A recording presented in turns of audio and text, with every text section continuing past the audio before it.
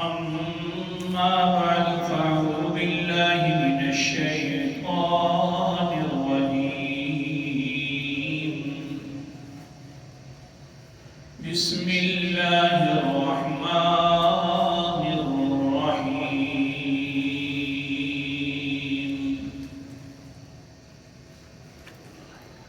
الذين كفروا وصدوا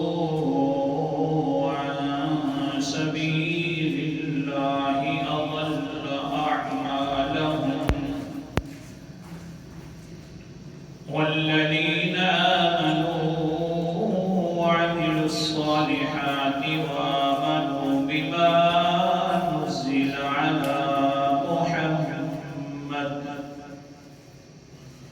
على محمد وهو الحق من ربهم كفر عنهم سيئاتهم وأصلح بالهم.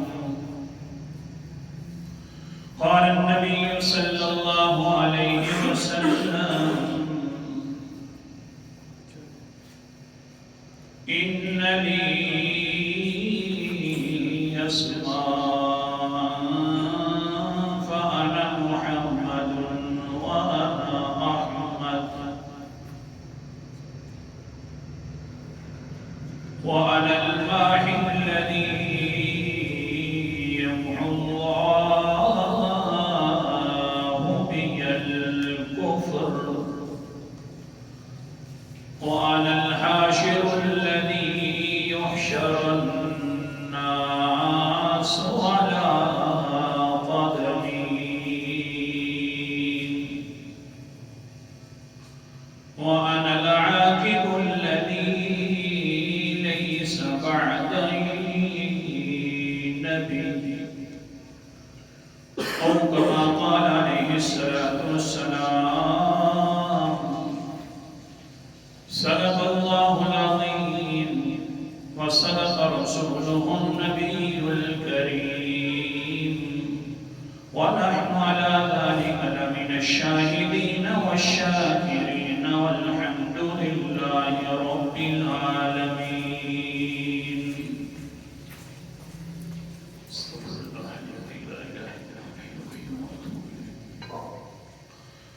سامعین وقار،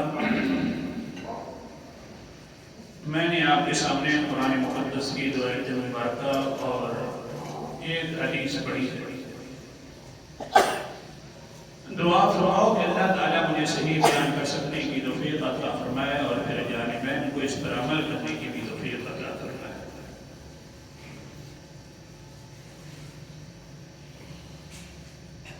یہ نومبر کا مہینہ ہے اور اس مہینے کے اندر عام طور پر جو جلسے ہوا کرتے ہیں وہ ختم نبوت کے اعتبار سے ہوتے ہیں. تو ہمارا بھی یہ مہینہ اسی عنوان پر ہی چلے گا، ختم نبوت پر. لیکن جو میں نے آپ کے سامنے حدیث مبارکہ بیان کی ہے اور پڑھی ہے، حضور صلی اللہ علیہ وسلم نے فرمایا، اس کا مفہوم یہ ہے کہ میرے لیے بہت سارے نام ہیں اور ان ناموں میں سے ایک نام ہے محمد صلی اللہ علیہ وسلم. اور یہ جو آج سبق ہوگا صرف اسی محمد کے نام پر ہی سبق ہوگا. پھر آخر میں حدیث میں آئے گا کہ میں ایسا نبی ہوں کہ میرے بعد نبی آنے والا نہیں. یہ جو لفظ محمد ہے نا، یہ بھی عجیب نام ہے، محمد صلی اللہ علیہ وسلم. آپ اندازہ فرمائیں، اس کا معنی ہوتا ہے، محمد کا معنی ہے تعریف کیا ہوا. بہت ساری جس کی تعریفیں کی جائیں، سب سے زیادہ تعریفیں کی جائیں تو اس کو کہتے ہیں محمد. جس کی اللہ کے بعد سب سے زیادہ تعریف آئی، نام بن جاتا ہے محمد. حضرت عبدالمطلب شام کے علاقے میں گئے. ابھی تک پیغمبر علیہ السلام اس دنیا میں آئی نہیں تھے، یعنی پیدا بھی نہیں ہوئے تھے. شام کے علاقے میں گیا اور وہاں پر ایک راہب ملا عبد المطلب کو کہتا ہے کہ تو کوئی قریشی خاندان کا لگتا ہے. عبد المطلب نے کہا جی ہم قریشی ہیں. آگے سے راہب نے کہا پھر سنیے اگر تو قریشی ہے نا تو آخری نبی کا زمانہ آنے قریب آنے والا ہے جس کا نام محمد ہوگا. تو عبد المطلب نے فوراً ہی وہاں پر ارادہ کر لیا کہ بس میرے تو اب اولاد ہونی نہیں ہے, میں تو بالکل بوڑھا ہو چکا ہوں, جو بھی میرا پوتا پیدا ہوگا نا اس کا نام محمد رکھوں گا. بس پھر ہوا یہی کہ حضرت عبداللہ کے گھر محمد مصطفیٰ صلی اللہ علیہ وسلم پیدا ہو گئے تو آپ نے نام رکھ دیا محمد. کسی نے پوچھا کہ محمد کیوں نام رکھا ہے؟ کہنے لگا کہ میاں اس کی صورت بھی دیکھ لو اور پہلے اس کی میں صورت سے پہلے میں آپ کو واقعہ بھی سناتا ہوں. ایک بندے نے مجھے کہا کہ محمد آنے والا ہے, لیکن مجھے یقین ہے وہ یہ ہے کہ یہ جو بچہ ہے یہ بھی کوئی عام بچہ نہیں ہے. لگتا یوں ہے کہ اگر محمد آنا ہے تو وہی محمد, یہ محمد ہے. اس لیے میں نے نام رکھ دیا کہ آسمان و زمین میں اگر تعریف کی جائے گی تو اس محمد صلی اللہ علیہ وسلم کی جائے گی. اللہ اکبر کبیرہ. تو محمد مصطفیٰ صلی اللہ علیہ وسلم نے فرمایا کہ میرا نام پہلا نام ہے محمد اور پھر نام ہے احمد. سب سے زیادہ جس کی تعریف کی جائے وہ محمد ہوتا ہے, اور اس کے بعد وہ محمد تب بنتا ہے, تعریف کیا ہوا تب بنتا ہے جب وہ اللہ کی تعریفیں زیادہ کرے جاتے ہیں.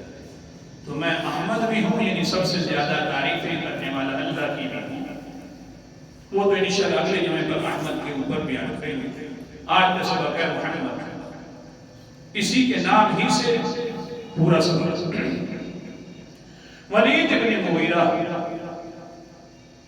یہ بہت بڑا کافر انسان تھا اور ابو جہل اتنا کافر تھا.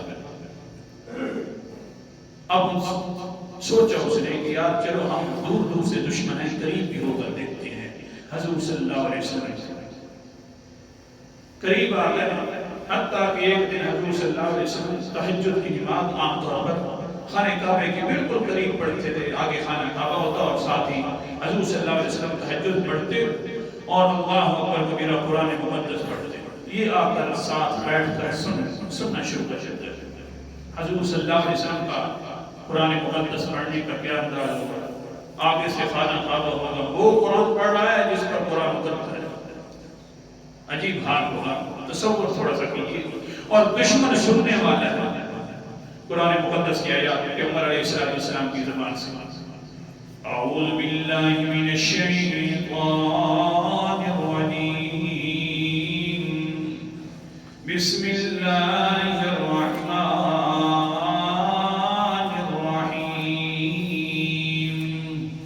سورت کا نام سورت حامیم, سجدہ 24واں پارہ. اللہ اکبر کبیرہ. پیغمبر علیہ السلام تلاوت فرما رہے ہیں. حامیم تنزیل من الرحمن الرحیم, کتاب فصلت آیاته قرآنا عربیا لقوم یعلمون, بشیرا ونذیرا فأعرض أكثرهم فهم لا يسمعون. اللہ کبیرہ. ہوا کیا کہ پھر حضرت محمد مصطفیٰ صلی اللہ علیہ وسلم تلاوت فرما رہے ہیں, ولید بن مغیرہ سن رہا ہے, اس کے اوپر اثرات مرتب ہونے شروع ہو گئے. جس وقت حضور صلی اللہ علیہ وسلم نے فرمایا بشیرا ونذیرا, یہ قرآن مقدس اونچی ذات کی طرف سے نازل شدہ کتاب ہے, خوشخبریاں بھی سناتی ہے, ڈرانے بھی سناتی ہے. فوراً دل کے اندر خیال ہے آہا پھر ماننا کیوں نہیں چاہیے, مان لینا چاہیے. پھر خیال آتا ہے ہاں پوری کابینہ کا یہ محفل تھا, پوری کابینہ کا یہ مشورہ تھا کہ قرآن نہیں سننا چاہیے, یار چھوڑ دیتا ہوں, چلو نہیں سنتا. حضور صلی اللہ علیہ وسلم نے فرمایا کہ فَأَعْرَضَ أَكْثَرُهُمْ فَهُمْ لَا يَسْمَعُونَ. اس قرآن مقدس سے وہی لوگ اعراض کرتے ہیں جو سنتے نہیں ہیں. اگر صحیح طریقے سے سنیں گے تو قرآن مقدس اثر بھی کرے گا, مان بھی لیں گے, لیکن پھر بیٹھ گیا چلو یار سن لیتا ہوں اور کیا کہتا ہے، لیکن پھر ساتھ یہ بھی خیال سوچتا ہے کہ کیسے مانوں گا، اگر اس کو مان لوں تو ہماری چدراہٹ ختم ہو جائے گی، ہمیں بھی لوگ کہیں گے واہ جی واہ کتنے بڑے لوگ تھے، لیکن ایک انسان جوان کے پیچھے لگ گئے، ہاں پھر چدراہٹیں ختم ہو جائیں گی، کیا کریں؟ اللہ تعالیٰ کے پیغمبر علیہ السلام نے آگے پڑھنا شروع کر دیا، وَقَالُوا قُلُوبُنَا فِي أَكِنَّةٍ مِّمَّا تَدْعُونَا إِلَيْهِ وَفِي آذَانِنَا وَقْرٌ۔ یہ لوگ کہتے ہیں جناب ہم قرآن مقدس اس لیے نہیں سنتے یا مزید اس کو اس لیے نہیں مانتے کیونکہ ہمارے دلوں پر پردے آ گئے ہیں۔ اصل پردوں کا مسئلہ ہے۔ چلو اب چلا گیا ولید بن مغیرہ، دوسرے دن آ گیا، کیونکہ وہ لذت جو تھی قرآن مقدس سننے والی اگر کسی کو پڑ جائے تو کافر بھی پھر دوبارہ سننا شروع کر دیتا ہے۔ اسی وقت آ گیا وہی ولید بن مغیرہ، وہ بیٹھ گیا اور پیغمبر علیہ السلام نے دوسرے دن تلاوت شروع کر دی، اللہ اکبر کبیرہ، سورت کا نام سورت مومن ہے، 24واں پارہ ہے۔ حضور صلی اللہ علیہ وسلم فرما رہے ہیں تلاوت کے اندر، حامیم تنزیل الکتاب من اللہ العزیز العلیم، یہ اللہ تعالیٰ کی طرف سے قرآن مقدس اتارا ہوا ہے جو زبردست بھی ہے، علیم ہر کسی کے گناہ کو جاننے والا بھی ہے، باخبر ذات ہے۔ فوراً ولید بن مغیرہ دیکھتا ہے، سوچتا ہے، کہتے ہو جب وہ زبردست ہے، ہم نے تو پیغمبر کی بھی مخالفت کر دی ہے، ہم نے تو اس کے خلاف بہت زیادہ پروپیگنڈے شروع کی ہیں، پھر اللہ تعالیٰ ہماری بخشش نہیں کرے گا کیونکہ زبردست ہے اور گناہوں کو بھی جانتا ہے۔ ساتھ سن بھی رہا ہے، دل کے اندر تخیلات بھی ہو رہے ہیں۔ آگے پیغمبر علیہ السلام بیان فرماتے ہیں، غافر الذنب وقابل التوب، او لوگو ٹھیک ہے اللہ تعالیٰ غالب ہے، زبردست ہے، لیکن اتنی بڑا ضرور ہے کہ گناہوں کو معاف کرنے والا ہے، وقابل التوب، توبہ کو قبول کرنے والا ہے۔ ہاں جو اتنا زبردست ہو، گناہوں کو معاف کرنے والا ہو، توبہ کو بھی قبول کرنے والا ہو، پھر بھی جو نہیں آئے گا شدید العقاب ذی الطول، پھر سخت سزا دینے والا بھی ہے، بڑی طاقت والا بھی ہے۔ اللہ اکبر کبیرہ، بس لہذا مانو لا الہ الا ہو کہ کوئی الہ نہیں ہے مگر وہی الہ ہے۔ گیا ٹھیک ہے جناب، متاثر ہو گیا قرآن مقدس سن کر، اللہ اکبر، جس وقت متاثر ہوا گھر چلا گیا، ابو جہل جو ہے کہتا ہے یار پتہ نہیں وہ ہمارا ولید ابن مغیرہ نہیں آیا آج میٹنگ کے اندر جو مشورہ کیا کرتے تھے پیغمبر علیہ السلام کے خلاف، آج وہ نہیں آیا، خیر وہ کدھر گیا؟ کسی نے بتلا دیا یار وہ بھی متاثر ہو گئی ہے، قرآن پاک دوسرا دن ہے سن رہا ہے، لگتا یوں ہے کہ بس وہ ہم سے چلا گیا، وہ اس کے ساتھ مل جائے گا۔ جلدی ابو جہل گیا ولید ابن مغیرہ کے گھر، کہتا ہے وہ ولید ابن مغیرہ دیکھ لے، پہلے عمر ابن خطاب چلا گیا ہے، حضرت امیر حمزہ بھی چلے گئے، ان کے ساتھ مل گئے، لہذا تو بھی چلا جائے گا تو سارے لوگ کہیں گے بڑے لوگوں کو کیا ہو گیا ہے، اتنے بڑے کے ہوں گے کوئی سمجھتے نہیں پہ، لہذا مہربانی کر کچھ کمپرومائز کر لے میرے ساتھ، میری بات سن لے، کیا ہو گیا ہے؟ سارے لوگ ہمارے اوپر تف کریں گے، دیکھو جناب اتنے بڑے بڑے لوگ، ایک نوجوان ہے اس کے پیچھے لگے ہوئے ہیں، پھر اس عمر کا تو فائدہ نہیں ہوا نا۔ سوچ لے ولید ابن مغیرہ سوچنا شروع کر دیتا ہے، اللہ تعالیٰ نے اس کے انداز میں قرآن مقدس کے اندر پیغمبر علیہ السلام پر نازل فرما دیا، سورت کا نام سورت مدثر ہے، آیت نمبر میں 18 سے تلاوت کر رہا ہوں۔ اللہ تعالیٰ فرماتے ہیں انہو فکر وقدر فقتل کیف قدر ثم قتل کیف قدر ثم نظر ثم عبس وبصر ثم ادبر واستکبر۔ جس وقت ابو جہل نے اس کو یہ باتیں کی ہے نا، اللہ اکبر کبیرہ، فرنہ فکر وقدر، سوچنے لگ گیا، مزید سوچ رہا تھا، غور و فکر کیا اور ساتھ ساتھ سوچ بھی رہا ہے۔ فقتل کیف قدر، اللہ تعالیٰ فرماتے ہیں ہلاک ہو جائے کیسا سوچ رہا ہے۔ حالانکہ اس کو چاہیے تھا جب پیغمبر کی سوچ مل گئی تیرے ساتھ نا، قرآن مقدس کی سوچ کے اوپر تو جب اثر دکھا رہا ہے تو پھر مزید اور کیا سوچنے کی ضرورت ہے۔ فقتل کیف قدر، ہلاک ہو جائے وہ کیسے سوچ رہا ہے۔ ثم قتل کیف قدر، پھر مزید ہلاک ہو جائے کیسے سوچ رہا ہے۔ قرآن پاک کی مخالفت پر سوچ رہا ہے، محمد مصطفیٰ صلی اللہ علیہ وسلم کی مخالفت پر سوچ رہا ہے۔ ثم نظر ثم عبس وبصر، پھر کیا کیا، آنکھیں کھول کر ظالم اوپر دیکھنا شروع کر دیتا ہے۔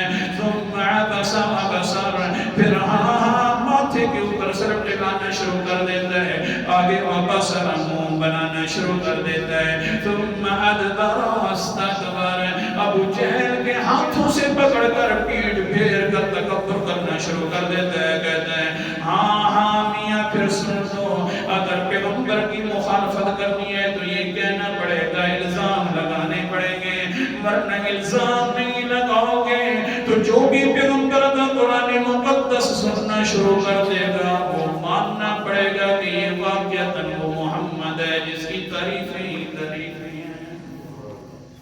کچھ کرنا پڑے گا، الزام ایسے نہیں بھائی بیٹھ سکتے، میرے اوپر اتنا سر ہو گیا۔ اچھا جی، ابو جہل کہتا ہے کون سا الزام لگائیں؟ اللہ اکبر کبیرہ، آگے سے ظالم کہتا ہے ان ھذا الا سحر یؤثر، بس یہی الزام لگا دینا کہ یہ بہت بڑا جادوگر انسان ہے، جو بھی قرآن مقدس کا سنتا ہے بس وہی بن جاتا ہے۔ پہلا الزام یہ لگاؤ کہ جادوگر ہے۔ اللہ اکبر کبیرہ، الزام لگا دیا۔ کیوں؟ اس لیے کہ ورنہ لوگ سننا شروع کر دیں گے، چلو اس کی بات بھی سنو۔ الزام لگایا، اوپر سے اللہ تعالیٰ نے جواب بتا دیا، میرا پیغمبر یہ تو ان کی باتیں ہیں لیکن میری بھی بات سن لینا۔ سورت کا نام سورت النحل ہے، 14واں پارہ ہے۔ اللہ اکبر کبیرہ، قرآن مقدس کا انداز، وَلَقَدْ نَعْلَمُ أَنَّهُمْ يَقُولُونَ إِنَّمَا بشر لسان الذي يلحدون إليه أعجمي وهذا لسان عربي مبين۔ بلکہ سورت کا نام سورت فرقان ہے، 18واں پارہ ہے۔ ہاں قال الظالمون إن تتبعون إلا رجلا مسحورا، میرا پیغمبر ظالم لوگ کہہ رہے ہیں یہ جو صحابہ مان رہے ہیں یہ ایک ایسے جادوگر کے پیچھے چلے ہوئے ہیں جو بہت بڑا جادوگر ہے، مسحور کا معنی ساحر۔ حضرت نیلوی نے میں کیا یہ ایسا جادوگر ہے کہ میاں جس پر بھی قرآن مقدس پڑھتا ہے وہ اسی کا ہو جاتا ہے۔ انظر کیف ضربوا لک الامثال، میرا پیغمبر دیکھیے تو صحیح نا کس طرح کی آپ کے لیے مثالیں بنا رہے ہیں، کس طرح الزام لگا رہے ہیں۔ ہاں قرآن مقدس آپ پڑھتے ہیں، الزام تیرے اوپر لگنا شروع ہو جاتا ہے، بس یہ الزام لگایا تو ساتھ دوسرا بھی الزام لگا دیا۔ وہی سورت کا نام سورت مدثر ہے، کیا کہنے لگ گیا، ان ھذا الا قول البشر، میاں یہ جو قرآن مقدس ہے یہ اس کا اپنا بنایا ہوا قرآن ہے، بشر سے سیکھ کر آتا ہے قرآن مقدس، وہ انسان جو موجود ہے۔ اللہ اکبر کبیرہ، بس یہ باتیں کرنی تھی، اللہ وہی سورت کا نام سورت نحل ہے جو پہلے پڑھ رہا تھا. اللہ تعالیٰ فرماتے ہیں وَلَقَدْ نَعْلَمُ أَنَّهُمْ يَقُولُونَ إِنَّمَا يُعَلِّمُهُ بَشَرٌ. مجھے اپنی ذات کی قسم ہے میرا پیغمبر جی ہم ڈاڈا سنتے کھڑے ہونے ہیں جڑے تیرے الزام لینے ظالم. اللہ اکبر کبیرہ. تسلی ہے, عجیب تسلی ہے. وَلَقَدْ نَعْلَمُ أَنَّهُمْ ہمیں پورا یقین ہے پوری جان کے ساتھ سنتے ہیں میرا پیغمبر ہے کہ ظالم لوگ کہتے ہیں یقولون انما يعلمه بشر کہ یہ قرآن مقدس جو ہے ایک انسان سے سیکھ کر آتا ہے. ہاں وہ انسان حال یہ اس کا لسان الذی یلحدون الیہ اعجمی وهذا لسان عربی مبین. حالانکہ وہ انسان جس کی طرف یہ نسبت کرتے ہیں وہ عجمی زبان والا ہے اور قرآن مقدس عربی زبان والا ہے. تو الزام کیسا ٹھیک ہے؟ محض الزام تاکہ کوئی اس پاک کتاب کی طرف رجوع نہ کر لے. اللہ اکبر کبیرہ. اور بھی الزام لگائے حتیٰ کہ پھر یہی ولید ابن مغیرہ کیونکہ چسپے گئی اس قرآن مقدس سنا دی. کافر بھی ہو اگر اس کو ایک مرتبہ مزہ آ جائے تو پھر بھی سنتا رہتا ہے. پھر ایک دن آ گیا سورت کا نام سورت قلم ہے 29واں پارہ ہے. ہاں اس دن کے اندر بھی کیا کرتا ہے پھر یہ آ گیا ساتھ پھر بیٹھ گیا. ہوا کیا پھر اللہ اکبر کبیرہ پیغمبر علیہ السلام قرآن مقدس کی تلاوت کر رہے ہیں اور اس کا حال یہ وَإِن يَكَادُ الَّذِينَ كَفَرُوا لَيُزْلِقُونَكَ بِأَبْصَارِهِمْ لَمَّا سَمِعُوا الذِّكْرَ وَيَقُولُونَ إِنَّهُ لَمَجْنُونٌ. ہاں یہی کافر ہے نا آپ کی طرف انگلیاں بھی کرتے ہیں نشانے بناتے ہیں یوں کہتے ہیں اور پھر کیا ہوتا ہے لما سمعوا الذکر انگلیوں کے اشارے کرتے ہیں تاکہ کچھ نہ کچھ آپ کو پھسلا دیں. جب یہ قرآن مقدس سنتے ہیں میرا پیغمبر پھر ساتھ ہی کہہ دیتے ہیں وَيَقُولُونَ إِنَّهُ لَمَجْنُونَ. بے شک یہ پیغمبر نعوذ باللہ من ذالک مجنون ہے دیوانہ ہے کہ صرف ایک ہی مسئلہ لا الہ. عجیب بات ہے ہر وقت یہی مسئلہ ہے. ہاں پھر میرا پیغمبر ان کی بات سنیے اور اوپر سے میری بات بھی سنیے نا وَمَا هُوَ إِلَّا ذِكْرٌ لِّلْعَالَمِينَ. یہ قرآن مقدس جو ہے میرا پیغمبر یہ بڑا نصیحت نامہ ہے جہان والوں کے لیے. مجنونوں کا کام نہیں ہے کہ قرآن مقدس پڑھے. جو قرآن پاک پڑھتا ہے وہ بہت بڑا عقل والا ہوتا ہے وہ مجنون نہیں ہوا کرتا. آپ تو قرآن پاک پڑھتے ہیں آپ کیسے نعوذ باللہ من ذالک یہ بات ہو گئی کہ مجنون. دوسری جگہ اللہ تعالیٰ نے فرمایا یہی سورت کا نام سورت قلم ہے. حوالے چھوڑنا ہوں کیونکہ آپ بھی تو ماشاءاللہ جلدی نہیں آتی ہے تو میں بھی کٹ دیتا ہوں اس تقریر کے حصہ. اللہ اکبر کبیرہ. سورت کا نام سورت قلم ہے اور ابتدائی آیات ہیں نون والقلم وما يسطرون ما انت بنعمت ربك بمجنون. اے پیغمبر جی مجھے قسم ہے قلم کی جب ہو ہاں اور پھر ان حروف کی جو حروف یہ لکھتے ہیں. قلم کون سی قلم ہے؟ قال النبی صلی اللہ علیہ وسلم اول ما خلق اللہ القلم. سب سے پہلے اللہ تعالیٰ نے پیدا جو فرمائی ہے پہلی مخلوق وہ قلم فرمائی ہے. اور پھر قلم کے ساتھ کیا لکھا ہے بس اسی وقت سے لکھ دیا ہے قیامت تک کیا ہونے والا ہے. اور ایک خاص جملہ لکھا ہے میرا پیغمبر اسی قلم کے ساتھ خاص جملہ جو لکھا ہے وہ کیا ہے وَمَا أَنْتَ بِنِعْمَةِ رَبِّكَ بِمَجْنُونٍ. میرا پیغمبر کی ہم نے تو پہلے سے لکھ دیا تھا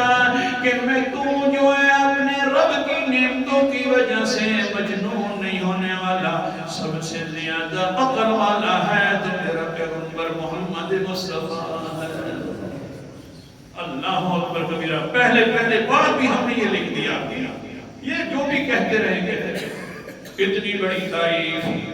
پھر کیا ہوا کہ ولید بن مغیرہ ابو جہل کے ساتھ میٹنگ کرتا ہے، کہتا ہے یار ساری باتیں جو ہم کہہ رہے ہیں، کہتے ہیں محمد ساحر، محمد مجنون، یہ محمد صلی اللہ علیہ وسلم نعوذ باللہ من ذالک دیوانہ ہے اور یہ جادوگر ہے۔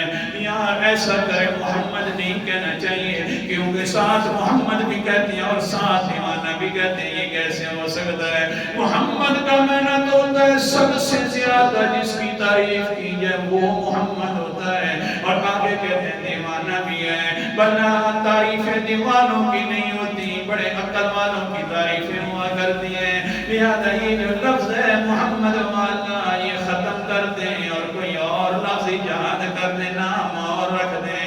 ٹھیک ہے جناب، ابو جہل نے کہا آئندہ کے لیے اس کو مذمم کہنا شروع کر دیتے ہیں، یعنی سب سے زیادہ مذمت کیا ہوا۔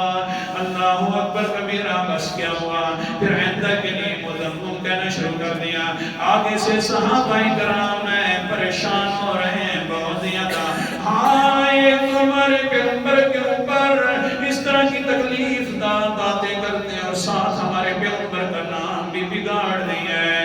جس وقت بہت زیادہ تکلیف ہوئی، صحابہ کرام پیغمبر علیہ السلام کے پاس آ گئے، کہنے لگے اللہ کے رسول جی پریشانی یہ ہے، پہلے آپ کے اوپر بہتان تراشی کرتے تھے، الزام لگاتے تھے، آج کل انہوں نے نام بھی آپ کا تبدیل کر دیا ہے۔ محترم صاحب جی، حضور صلی اللہ علیہ وسلم نے فرمایا قال النبی صلی اللہ علیہ وسلم الا تعجبون کیف یصرف اللہ عنی شتم قریش ولعنہم۔ اے صحابہ اکرام جی، تم کیوں نہیں تعجب کرتے اس بات پر کہ قریشیوں نے میرے اوپر گالی دینی تھی، لعنت کرنی تھی، لیکن اللہ تعالیٰ نے مجھے بچا لیا ہے۔ بلکہ کیا کرتے ہیں؟ یشتمون مذمما ویلعنون مذمما وانا محمد۔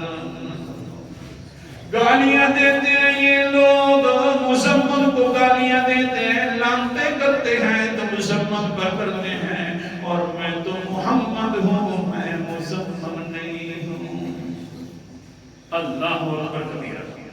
تو اتنی تعریف کی جائے محمد کی، میں نہ کہ سب سے اونچے درجے کی تعریف کی جائے۔ دوسری حدیث، ٹائم بھی بڑا مختصر ہے، حضرت سلمان فارسی رضی اللہ تعالیٰ عنہ آ گئے، کہتے ہیں اللہ کے رسول جی یہودیہ میرا مالک ہے، یہودی اس ظالم نے کہا 300 کھجور میرے کھیت کے اندر لگا دو، تم آزاد ہو، اور 408 تولہ سونا دے دو، تم آزاد ہو۔ پریشان فارس سے نکلا تھا، میں نے تو خوشخبری سن رکھی تھی کہ آپ آنے والے ہیں، میں تو اس وجہ سے نکل آیا تھا فارس سے، لیکن یہودیوں نے مجھے غلام بنا لیا ہے، اب شرطیں بھی لگا رہے ہیں، میں مسلمان بھی ہو گیا ہوں، لیکن کیا کروں؟ یہ آگے سے شرط لگاتے ہیں 408 تولہ سونا دے دے سلمان، اور 300 یہ جو کھجور ہے درخت یہ ہمارے کھیتوں میں لگا دے تو تم آزاد ہے۔ قال النبی صلی اللہ علیہ وسلم اعینوا اخاکم، او مسلمانوں بھائیوں اپنے بھائی کی مدد کرنا شروع کر دو۔ حضرت سلمان فارسی فرماتے ہیں بس یہ اعلان کرنا تھا فَأَعَانُونِي بِنَخْلَةٍ وَالرَّجُلُ بِعِشْرِينَ نَخْلَةً بِثَلَاثِينَ نَخْلَةً بِعَشْرَةِ نَخْلَةٍ۔